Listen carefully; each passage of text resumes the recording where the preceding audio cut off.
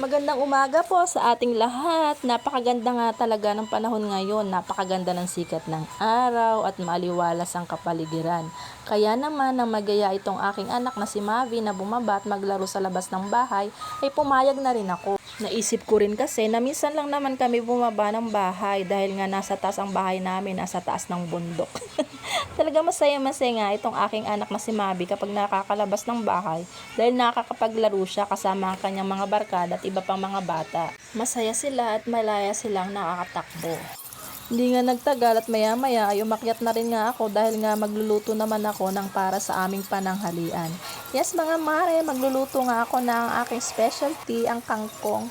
Yes, kangkong. Ulitin ko, kangkong mga mare. Kangkong talaga ang paborito kong lutuin, lalo na kapag malapit na nga itong Pecha de Peligro. O diba?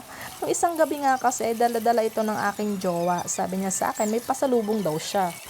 Excited pa naman ako malaman kung ano tong sinasabi niyang pasalubong sa akin. O, diba? Sweet. Sige na, ilabas mo ng pasalubong mo. Sabi ko pang ganun sa kanya. At dyan nga mga mare, nagulat pa ako nang may dala siyang kangkong at malunggay. May kasama pang gata ng nyog at tinapa. O, diba? Untik na nga ako maihisa sa lawal sa sobrang kilig mga mare dahil sa pasalubong niya. Cherries.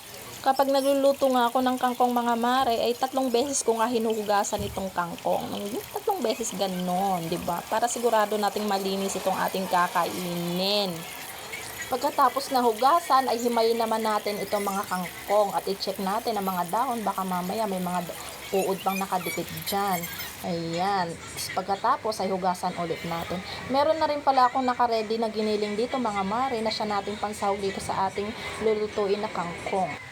Naka-ready na rin pala ang ating gagamitin para sa paggisa nitong ating kangkong. Meron akong bawang dyan, sibuyas at kamatis. Meron ding isang pirasong sili. Isa na lang yung sili mga mare kasi naubusan na ako. Isa na lang natitira eh. Maglalagay rin pala tayo dyan ng itlog. Sa isang kawali nga mga mare, nilagay ko na itong giniling at hinintay ko lang siya na mag-brown. At nagsangkot siya na rin ako nitong ating sibuyas at bawang. Pagkatapos ay nilagay ko na rin pala itong isang pirasong itlog at itong kamatis. Nilagyan ko rin pala yan ng konting tubig. Ayan. At syempre, lagyan natin ng paminta, toyo, at saka oyster sauce. Pagkatapos nating ilagay itong ating oyster sauce, ay haluin natin at saka atin itong tatakpan.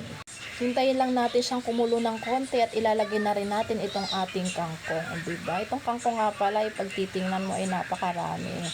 Halos hindi na nga magkasya dito sa kawali na ginamit ko. Tatakpan ulit natin yan mga mare at pagkalipas nga ng ilang minuto ay luto na nga itong aking kangkong. O diba mga mare, napakasimple lang lutuin itong aking specialty na kangkong. Dahil ang kangkong ay rich in fiber. O diba, mura na at napaka-healthy pa. So kain na tayo. And thank you for watching. Bye!